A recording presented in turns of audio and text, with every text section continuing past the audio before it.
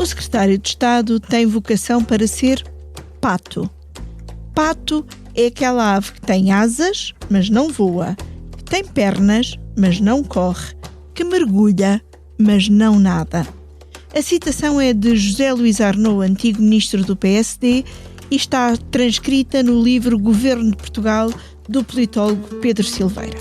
Já chamados também de ajudantes de ministro, os secretários de Estado só têm as competências que lhes forem delegadas pelos seus ministros. Já vimos patos a levantar voo e a passar a ministro. Mas esta semana vimos 6 patos a sair do lago e outros 6 a entrar naquilo que foi a primeira remodelação do governo de Luís Montenegro. E ele é que é o juiz da situação. E depois de ter tomado essa decisão, é preciso que formule um convite e as pessoas aceitem. Portanto, quer dizer, pode ser à primeira, pode ser à segunda, pode ser à terceira. Se o primeiro-ministro é o juiz da remodelação, não lhe ouvimos sentença. As poucas explicações foram dadas por Leitão Amaro. Os ajustamentos nas composições dos governos são normais, embora este seja poupadíssimo comparado, por exemplo, com o anterior. Há patos de várias cores, como sabemos, brancos, amarelos, de diversas cores, mas estes são sobretudo laranja, com passagem pelas estruturas do partido. E até por ajustes diretos com o primeiro-ministro, quando Montenegro era sócio de um escritório de advogados. Relativamente a todas as escolhas, todas, dos 6, dizer-vos que elas foram feitas unicamente considerando e respeitando em absoluto e de forma escrupulosa as capacidades pessoais, profissionais e políticas de cada uma das personalidades. E assim foi uma remodelação só de patos, ou de secretários de Estado, desculpem. Ministros ficaram de fora. Veremos até quando. Ministros são de facto bons, a equipa que ganha e não se mexe, o governo está a ter resultados. Obviamente não resolvemos tudo o que gostávamos, mas se nos derem mais tempo, vamos fazê-lo. Olá, olá! Cá estamos nós para mais uma edição da Comissão Política para falarmos dos mais recentes desenvolvimentos da política interna, que olhados à luz da enormidade do que se passa pelo mundo, até podem parecer comezinhos. São o que são, e são cada terra.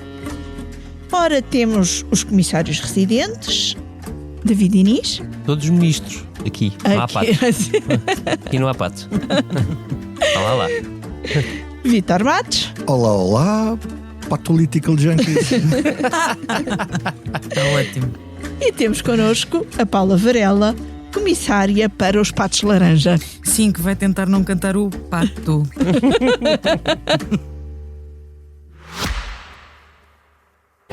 Subscrever o Expresso é ter acesso à melhor informação, a uma vasta oferta de conteúdos exclusivos e à opinião de referência. Subscrever o Expresso é tornar-se membro do nosso clube, poder ser voz ativa de uma comunidade informada e beneficiar de vantagens exclusivas. Subscreva o Expresso em expresso.pt/digital. Expresso. Liberdade para pensar. Paula, o governo ficou ainda mais laranja? Ficou ainda mais laranja. Foi uma remodelação em que o Luís Montenegro foi buscar os patos ao lago do PSD, sobretudo. São quase todos eles vindos das estruturas do partido, o que deixa aqui que pensar que o recrutamento ou a capacidade de recrutamento do primeiro-ministro está, não sei se direi curta ou se é mesmo uma estratégia de manter tudo assim um bocadinho sob a sua alçada direta, porque são pessoas com as quais ele tem uma relação e um conhecimento de há muito tempo e é fácil, portanto, colocá-los nos cargos e garantir que estes não vão levantar problemas. Porque aparentemente houve alguns que levantaram. Era isso que e portanto foi necessário fazer algumas aqui das substituições foram por manifesta incompatibilidade dentro de cada ministério entre nos vários casos, ministros e secretários. Houve mais do que um caso desses e houve esta necessidade. E, portanto, acho que se explica das duas formas. Por um lado, porque de facto é mais fácil controlar pessoas que tu conheces bem e que sabes quem são. E por outro lado, porque o recrutamento não deve estar assim tão fácil. E depois houve ainda, já escrevemos isso no Expresso, houve ainda o caso de uma tentativa de resolver um problema autárquico, no caso do secretário de Estado da Cultura, que vem de Penafiel e que queria ser candidato à presidência da Câmara, que não parece estar resolvido apesar de tudo, porque em Penafiel a coisa continua a dar que falar. Mas tens que me atualizar sobre Penafiel. Eu vou-te explicar. É que este senhor secretário de Estado da Cultura imenso Penafiel. Queria ser candidato à Câmara de novo, já foi presidente da Câmara. E havia um outro candidato à Câmara que é o atual vice-presidente. O presidente distrital do Porto, que é o Pedro Duarte, por acaso protocandidato à Câmara do Porto, foi lá tentar resolver a coisa de forma a que se apoiasse Alberto Santos.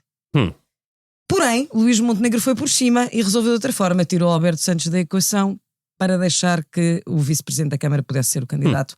Só que os apoiantes de Alberto Santos não ficaram contentes, agora ficaram sozinhos e, portanto, ameaçam avançar as estruturas locais do PSD com uma candidatura independente. Portanto, foi um problema que ele tentou resolver e que aparentemente abriu um problema ainda maior, sendo que o PSD está muito concentrado nas autárquicas, o que é normal, e Luís Montenegro aparentemente também, mas não sei se está a conseguir resolver nem as coisas dentro do governo, nem está muito complicado esse. Mas só queria dizer mais uma coisa, que é, falta um secretário de Estado, que é Silvério Regalado, que o primeiro-ministro escolheu sabendo, como nós todos sabíamos, que havia uma história antiga, mas que não deixa de ser relevante por ser antiga e conhecida, que é o facto da sua antiga sociedade de advogados ter feito ajustes diretos com aquele secretário de Estado. Sabia que tinha um questionário de conduta de ética para preencher e mesmo assim convidou. E sujeitou-se às consequências. Convidou porquê? Porque achou que valia a pena correr o risco?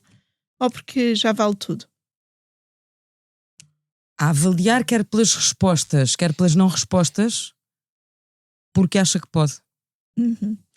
E Vítor, o que é que tu achas desta remodelação, mas em concreto do caso de Silvério Regalado? Parece um nome feito de encomenda. Ricardo Araújo Pereira já gozou com isso ontem. Olha, em primeiro lugar, isto, enfim, traz-me recordações de um passado recente em que havia um governo que fazia remodelações e aquilo era cada escavadela seu pato e aquilo eram só patos bravos. E era quando António Costa já só tinha o aparelho a quem recorrer. E fez muitas remodelações de secretários de Estado. E depois aqueles secretários de Estado que apareciam, houve um que só durou 24 horas, ou nem isso, coitado, porque aquilo... E lá foi daí que inventaram o tal questionário. Eu lembrava disso, verdade. E isto já parece a mesma coisa. A única diferença, uma diferença é que o governo outro estava no fim, à beira do fim, viemos nós a saber, ou pelo menos já tinha 7 anos ou 8 anos de existência, e este é já um jovem governo e que, pelos vistos, não tem base de recrutamento numa fase em que supostamente ainda devia estar pujantemente a olhar para o futuro e não com medo até porque depois do orçamento passado tem mais horizonte futuro. Pronto, sim, mas quer dizer, pelos vistos, teve que recrutar no aparelho, mais aparelho, ao ponto de ir buscar as pessoas que lhe deram, enfim, empreguinho, ou avançazinhas, ou avançazonas, no caso concreto. E a avançazona era de espinho. Espinho era a avançazona. A dada altura era o segundo maior. Desculpa, 209 mil euros para mim seria uma avançazona. Mas eu, como sou um pé rapado, isto para mim é dinheiro. Para o Luís Montenegro não é. Pronto, isto cada um terá as suas... Também não tens uma casa com 8 casas de banho. Referências, nem com 6 andares. Mas, pronto, também não quer ter. Dá-me trabalho e despesa. A limpar. Não quero aqui parecer que isto é algum tipo de inveja, porque não é o caso. Não, agora mais a sério. Acho que há aqui um problema que atravessa, enfim, classe política do Centrão. Pedro Nuno Santos fez-se manifestar indignado, mas eu também me lembro da indignação como ele reagiu quando teve em causa a cota que ele tinha na família da empresa dele, da empresa dos pais, e depois tirou, passou a... Pedro Nuno Santos não se manifestou indignado com o caso Silvério Regalado. Foi com a empresa que a família do primeiro-ministro não vamos estar a confundir... E com a falta de explicações. Não vamos estar a confundir aqui as situações, é verdade. Mas quero aqui só mencionar 2 casos, que é este, falta de prudência, que é pôr a Secretária de Estado, o homem que é responsável pelas avanças do seu escritório. Até pode ser tudo legal, tudo limpinho, tudo como deve ser, não é isso que mas não... Tem que se ter cuidado nestas coisas. Não houve necessidade disto. Pronto. Sobretudo no ambiente em que estamos. E depois podem responder assim, olha como o Carlos Eduardo Reis nos respondeu semana passada. Então, temos que fazer tudo como o Chega quer, manda. Não. Se isolarmos o Chega já devia ser assim. Sim. Se isolarmos o Chega da equação. Pronto. E depois temos o Jean Barroca, o senhor Jean Barroca, como Secretário de Estado de Energia, cujas competências se desconhecem nesta matéria, e que o Observador escreveu uma história que me pareceu bastante interessante, em que ele, em 2 contratos, ganhou cerca de 110 mil euros na Câmara do Fundão, sendo ele presidente do PSD Fundão, do Conselho do PSD Fundão e membro da Assembleia Municipal. E, portanto, quer dizer, estamos aqui a um nível do pior aparelhismo neste caso do PSD. Faço a ressalva, os casos do PS não funcionam de maneira muito diferente, mas o recurso a este tipo de dizer recompensa quando estas pessoas vão para os governos é claramente uma promoção. Acho que tem que se olhar para as coisas e ver, porque isto sim alimenta, não é só o Chega, quer dizer, vamos esquecer o Chega, alimenta a percepção de que os partidos não têm credibilidade e por isso é que o Almirante Gouveia e Melo tem as intenções de votações que tem. O ROI é a confiança das pessoas nos políticos. David, o Primeiro-Ministro resolveu alguma coisa com esta remodelação ou só arranjou mais problemas? Ora lá ver. Então, primeiro, eu não levo nada a mal que o Sr. Primeiro-Ministro recrute no aparelho autárquico do PSD para o lugar de pato. Eu acho que é uma coisa normal. É no aparelho. Não, no sentido, é assim, cada um recruta as pessoas que conhece. Estas são as pessoas que Luís Montenegro conhece. Eu não acho que por aí venha especial mal ao mundo. Agora, outra coisa é, tu perguntas-me, mas isto resolve alguma coisa? E agora vou-vos colocar por uns minutos dentro de como funcionam os governos. Eu já estive há muito tempo, mas já estive dentro de um, e portanto falo com um bocadinho de propriedade, porventura desatualizado, porque já lá passaram 220 e tal anos. Mas, disclaimer para quem não sabe, eu estive num governo de Durão Barroso, como assessor de imprensa de Durão Barroso, como vos digo, já passaram 20 e tal anos, às vezes esqueço. 21 da saída. Exato. Mas na altura as coisas funcionavam da seguinte maneira. Os primeiros ministros tinham a obrigação de recrutar bons ministros, vamos dispensar dessa atualização neste momento, porque a nomeação já foi há 9 meses, e os ministros seriam, à partida, responsáveis por ir buscar secretários de Estado. Por fazer de equipa. Supondo que os ministros são pessoas qualificadas, que têm mundo, que conhecem os dossiês onde participam, é suposto irem buscar secretários de Estado que estejam preparados para, nos seus campos de atuação, efetivamente ajudarem a cumprir. Atenção, nós estamos num governo que já leva 9 meses e que tem mais um pela frente, e qualquer coisa pela frente, tendo em conta a conjuntura previsível da política portuguesa. Portanto, é suposto que, quando se faz uma substituição, se resolvam problemas. Eu diria, não tenho nenhuma razão para desconfiar que não se resolveram problemas. Havia ministros e secretários de Estado que pura e simplesmente não falavam uns com os outros. Essa parte terá sido cumprida, mas a ideia depois será ir buscar pessoas que tenham qualificação para ajudar os ministros. E aí eu diria, bom, visto que a formação do governo foi o que foi, muito difícil, conjuntura complicada, dado que o PSD votou por muito pouco tempo, exatamente, este seria o tempo para os ministros irem buscar alguém, pelo menos durante um ano, com perspectiva de depois, eventualmente, continuar, alguns se calhar até de chegarem a ministros, diria eu. É a ordem natural das coisas. Voarem, resolverem coisas, tipo ganharem cargo, darem corpo aos ministérios que evidentemente precisam de energia e de qualificação. Aquilo que nós vemos é, na verdade, o contrário. Percebemos que, pelo perfil de vários, não estou a dizer que foi o caso de todos, não foi. Há uma ou duas exceções, mas em vários casos destes 6, nós temos claras indicações da direção do PSD. Eu não acredito, desculpem, que tenha sido a Ministra da Cultura a escolher o Secretário de Estado que estava lá em Penafiel. Já nem Penafiel estava, na verdade, estava lá na Assembleia Municipal, a coisa que o vai. Sim, mas não, era o Presidente da Conselhia do PSD de Penafiel. Pronto. E na Assembleia Municipal.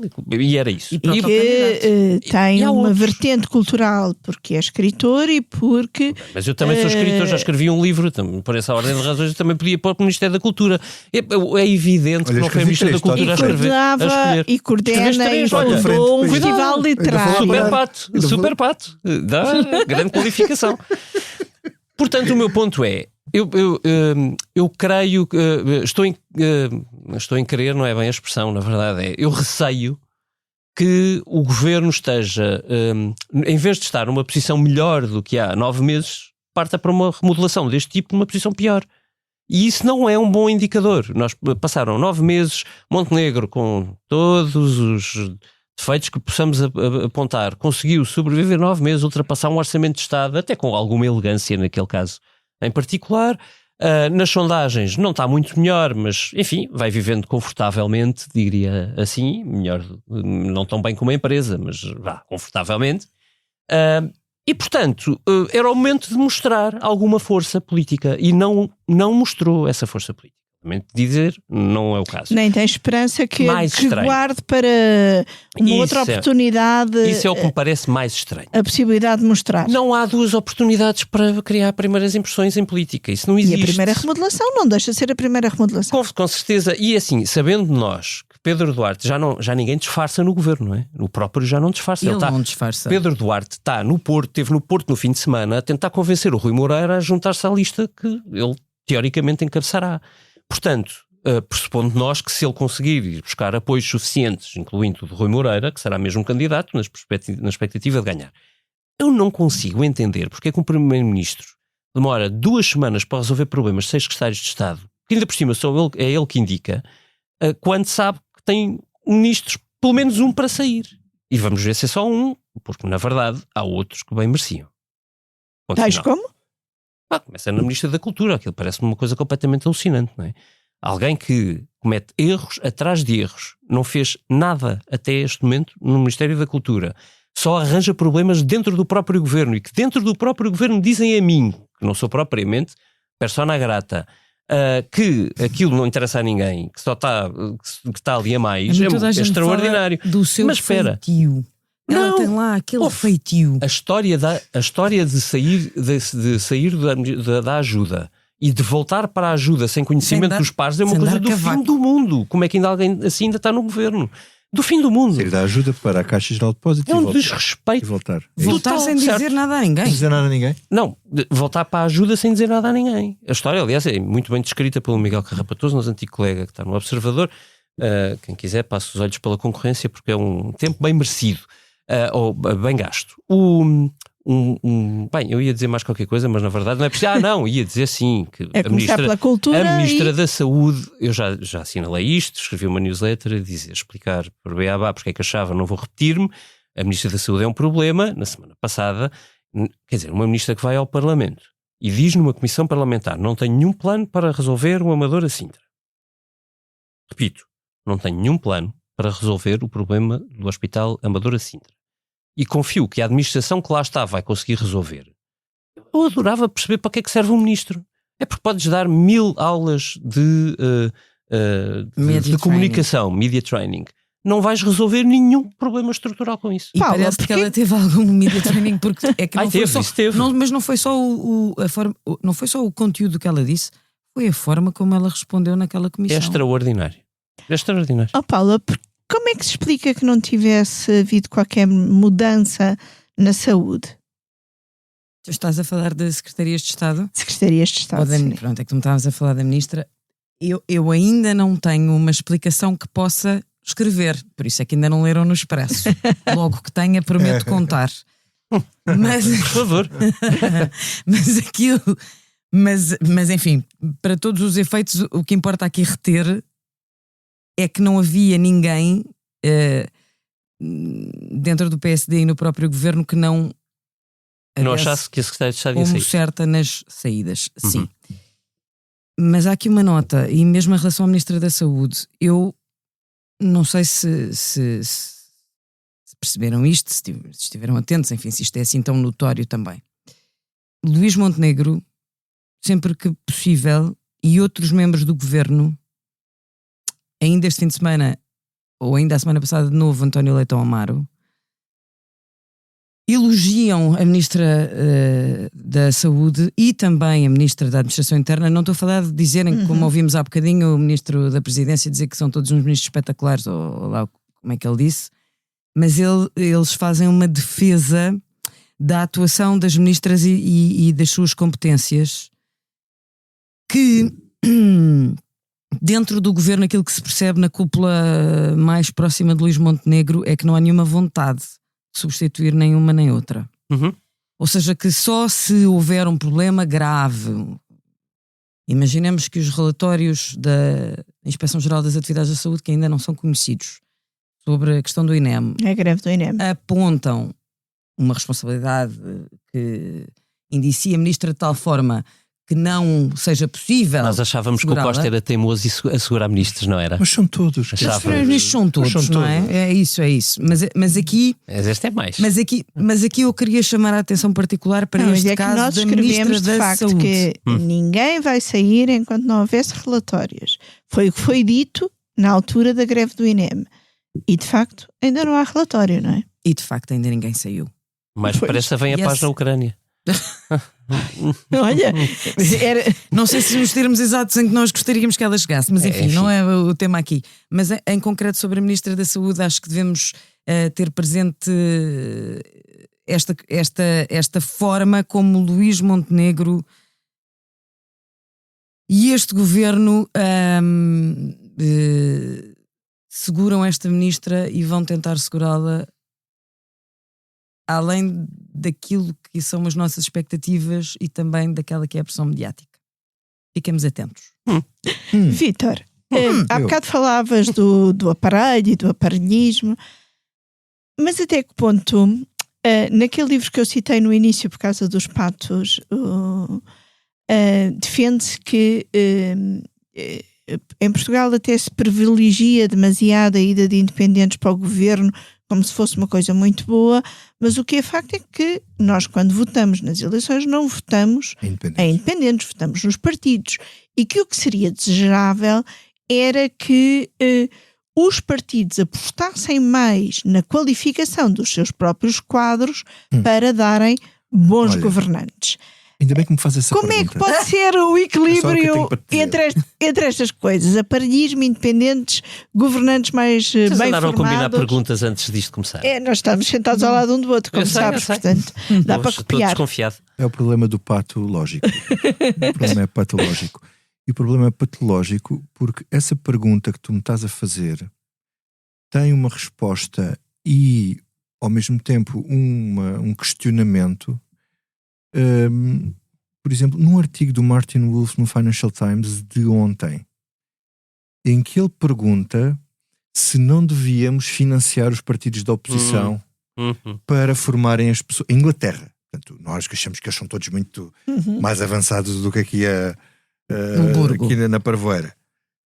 Não, porque foi para lá o governo trabalhista e pelos vistos aquilo está a dar um problema porque são todos uns incompetentes, porque não estavam no poder há muito tempo e não estavam devidamente formados. Mas há quem diga que se passa o mesmo com o PSD porque neste momento. Vivem do aparelho. Mas era para se assumir com o PSD como se passou mesmo com o PS. Porque o PSD está há 8 anos fora do poder, não é? E portanto perdeu quadros e deixou de saber operar a máquina. Porque é que isto é... Porque é que a tua questão faz todo sentido, que era aquilo que também o Martin Wolf dizia que se devia financiar think tanks que desse informação a esta gente dos partidos da oposição para quando eles fossem para o poder estarem prontos, de acordo com a sua ideologia, mas conhecerem as coisas e haver gente especializada em cada matéria, não é? Para não terem que ir pesquisar um site de Estado que escreveu e organizava encontros de literatura. Haver gente qualificada para saber para fazer as coisas. A dicotomia entre aparelho e governo é um problema de fundo aqui. Porquê? Porque as pessoas dentro dos partidos dedicam-se mais às lutas de poder interno. O aparelho serve para as guerras de poder interno, não serve para formar pessoas. Porque, na base, quando aparecem pessoas nos partidos muito bem intencionadas, para pensar, para fazer coisas, normalmente são expelidas por quem quer fazer, porque vivem do aparelho e dos votos e dos sacos de votos e do este contra aquele e das guerras internas. Só quando há pessoas que entram por cima, já com carreiras profissionais, sei lá, vou dar aqui um exemplo, Miguel Poiás Maduro, ele era do PSD e tal, mas quando entra naquilo, entra por cima como ministro. Há pessoas qualificadas que entram assim.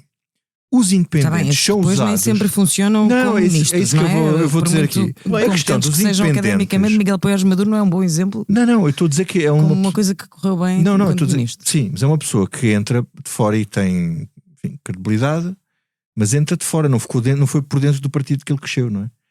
Porque se fosse por dentro, o partido expela essas pessoas. Eu percebi. Tens razão. É e os independentes depois são usados como florzinhas na lapela. Mas já agora era isso que eu ia dizer. Só é que depois são depois às vezes são um problema, porque como não percebem nada de política, são bons técnicos, mas depois cometem erros terríveis. Mas deixa-me dizer-te que, mais uma vez, isso pode ser vantajoso para primeiros ministros que querem centralizar tudo e mandarem tudo. Sim, é verdade também é verdade. E por isso também este primeiro-ministro tem feito gáudio em dizer que quer independentes nas listas autárquicas, quer independentes no governo, mas depois vai buscar o aparelho. O aparelho não é mau, o David estava a dizer e tem razão, o aparelho não é mau em si mesmo. O problema é que o aparelho não tem. O problema são os quadros que o aparelho tem. Pois é isso que eu estava a dizer. Não há formação de quadros. O PS tem o mesmo problema. Há um lado aqui que às vezes é perverso e nós temos alguma responsabilidade nisso. E é a responsabilidade no mau. Não me venhas agora a dizer que a culpa é minha. Por exemplo, quando há um governo que se forma e depois há os gabinetes e depois vão para lá jotinhas para os gabinetes. Em muitos casos é gente que começa a ser. Não tem experiência depois fora também profissional. Vida, não é? Mas é gente que começa a entrar dentro, começa a perceber como é que as coisas funcionam, vão se especializando aos poucos e vão fazendo learning on the job, não é? E depois vão crescendo, depois chegam chefes de gabinetes, depois chegam estados de Estado, depois chegam ministros. Um dia, acaso há percursos destes, não é? Vários. Que pode ser em bom, como pode ser em mau, depende da qualidade das pessoas. Uma pessoa não tem menos qualidade por fazer uma carreira política nos gabinetes, nem por ser quadro de um partido. Por ser quadro de um partido. Porque hoje as exigências da profissionalização da política são muito mais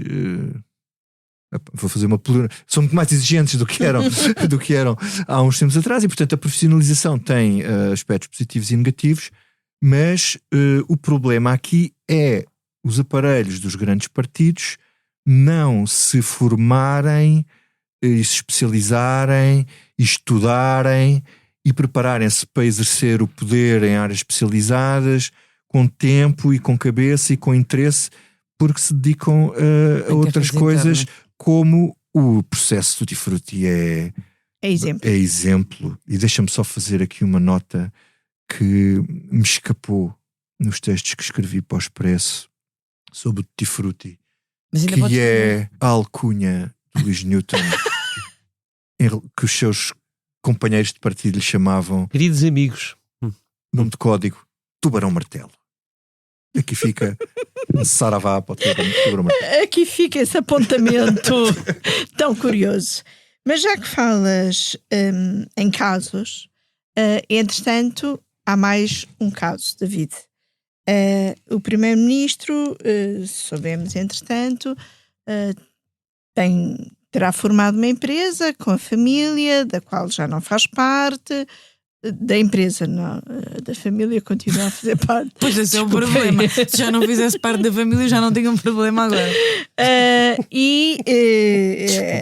A existência dessa empresa, que tem várias atividades, da viticultura à venda de terrenos, ao aconselhamento em proteção de dados, e que pelos vistos só terá exercido atividade na proteção de dados. É especialista em cenas. É especialista em cenas. A existência dessa empresa já fez com que André Ventura viesse pedir esclarecimentos ao Primeiro-Ministro e ameaçar com uma moção de censura. O que é que pode resultar daqui? É só mais um caso? Olha, deixa-me começar por dizer o seguinte. Eu fico muito dividido dentro de mim próprio quando estou a falar de coisas destas, porque o meu pressuposto é: as pessoas que estão fora da política têm que poder viver. Claro. E, portanto, eu parto desse pressuposto para dar sempre um desconto quando estou a falar de coisas deste tipo. Com certeza. Tem que poder viver, tem mesmo, e depois os regimes de incompatibilidades apertam, eu acho bem, mas a partir do momento em que apertam, aliás, tem que se dar alguma escapatória. Apertaram tanto como, não é? que as pessoas deixaram de ter o subsídio que tinham para não terem logo de ir trabalhar nas mesmas áreas quando saíam do governo. Mas aí começa o busilis. E porque é que eu dou um desconto, mas depois tenho que pôr por cima. Luís Montenegro, quando era líder parlamentar e depois de ter sido líder parlamentar, tinha um desejo de ser líder do PSD. E, portanto, quem tem um desejo de ser líder do PSD tem, obviamente e legitimamente, a ambição de ser Primeiro-Ministro de Portugal. Quem tem esse desejo e essa ambição tem que ter redobrados cuidados. E não me parece que Luís Montenegro tenha tido cuidados suficientes. Isto não é um crime, é só um problema, que obviamente depois tem impactos, mas o problema adensa-se, porque, e vou resumir, quando apareceram as primeiras dúvidas sobre a casa que ele construiu em Espinho, o Primeiro-Ministro não soube reagir bem.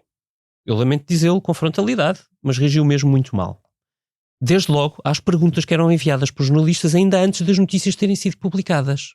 Ele começou por responder mal, depois desapareceu e depois quando a notícia saiu, passado semanas, o Expresso deu semanas para que o Primeiro-Ministro respondesse às dúvidas que tínhamos, e as dúvidas fazem parte da democracia. Líder do PSD. Não é? Era líder do PSD, demorou semanas a responder, e quando a notícia sai sem que ele tenha dito mais nada, faz um comunicado dos mais inacreditáveis que eu vi na democracia portuguesa.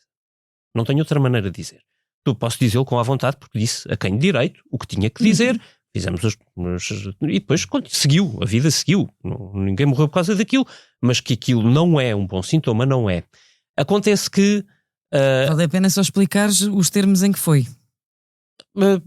Está no site, eu gosto de deixar as coisas passar, mas basicamente acusava ao Expresso de perseguição e coisas piores do que isto.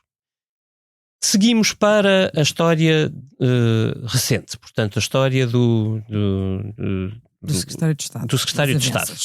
E a história do Secretário de Estado em si mesmo, volta à história, as pessoas têm que viver e tudo mais, mas revela muito descuido com alguém, para alguém que precisa ou que quer, que ambiciona, que sabe que está quase, porque naquele momento já estava mais perto, não é? Quando há os negócios com vagos, e sobretudo agora, não é? Ele é Primeiro-Ministro. Tipo, porquê que alguém se mete nisto? Parece haver um descuido ético muito estranho e sobretudo complicado para alguém que fez dos casos éticos um trunfo essencial na luta contra o costismo. Portanto, há até mesmo que ele não tenha em si o sininho que toca, epá, eu não me vou arranjar problemas porque eu quero estar livre para poder fazer o coisa. Há pelo menos aquilo que ele disse de António Costa. E eis, se não, o caso final.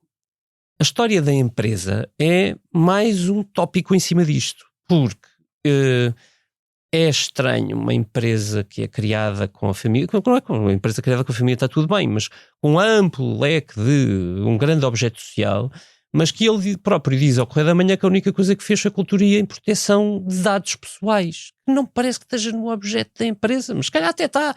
Mas então o que é que isso tem a ver com a habitação? O que é que tem a ver com tudo o resto que está naquele objeto social que é larguíssimo? E já agora, depois há umas coisas, mas enfim, eu não vou entrar nos detalhes, vou só dizer o seguinte. Em cima disto, o PSD apresentar na Assembleia da República um projeto de lei para tocar na entidade das contas e Não, dizer entidade da que transparência. as pessoas, na entidade da Transparência. transparência, que quando a entidade da transparência tiver um pedido para consultar seja quem for, a pessoa é avisada e pode autorizar ou não a consulta de dados e ou depois o cruzamento dos dados com outros, e que se estiver enganado e a própria entidade corrige, isto já é too much. É demais. É tipo, alguém pode, por favor, explicar ao PSD e ao seu líder que a política hoje se tem que fazer com o triplo do cuidado que se fazia antigamente? Um bocadinho de noção, bom senso. Esse critério tão mal distribuído, um bem raro, escasso. Paula, a isto tudo junta-se muita falta de respostas.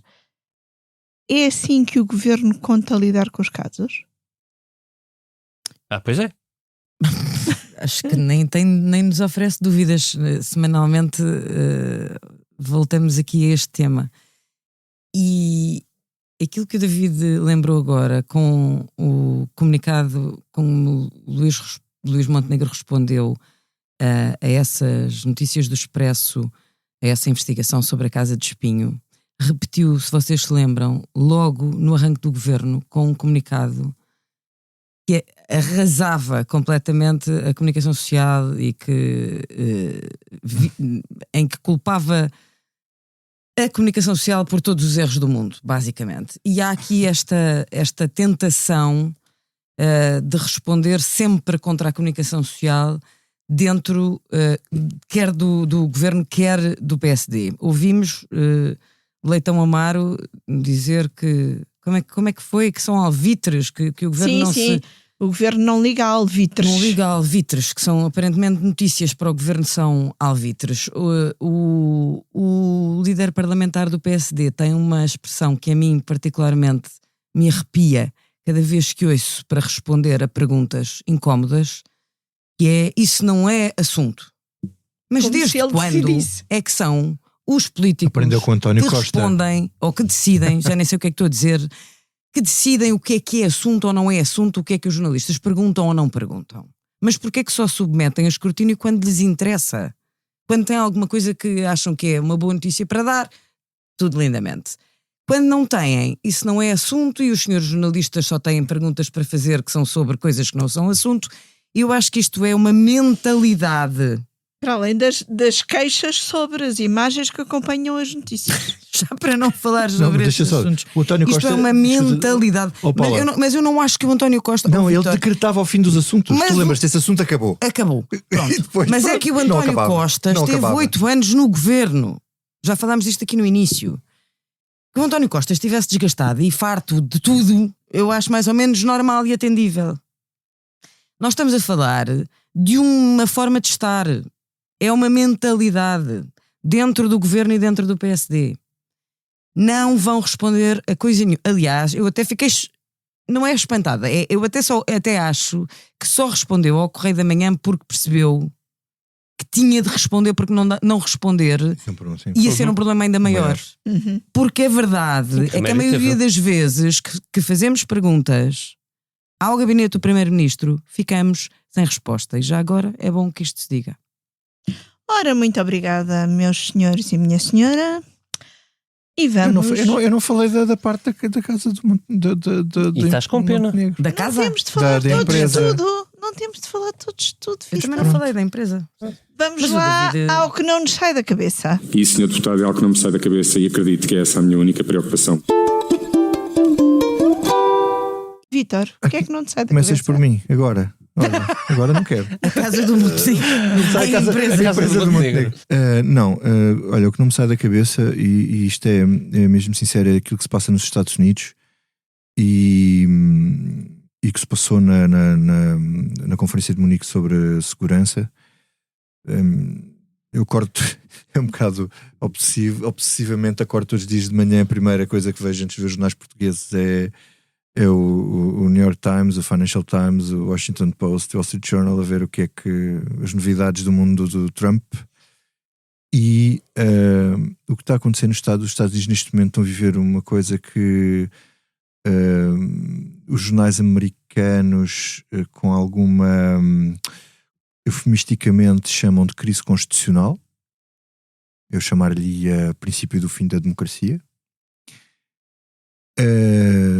Enfim, há N situações que podia estar a enumerar, desde interferências diretas na justiça, despedimento ilegal de funcionários, fim da separação entre o Estado e o governo, com despedimento de funcionários por questões ideológicas. Isto é tudo típico de uma ditadura, não é típico de uma democracia. O não cumprimento de decisões de tribunais. Agora o último teste, hoje a história do New York Times era que... Desta segunda-feira era que já tinham estavam a testar os limites, que era a despedir o chefe de uma agência que funciona junto do Supremo, uma agência que verifica questões éticas e de compatibilidades e coisas dessas. Pronto.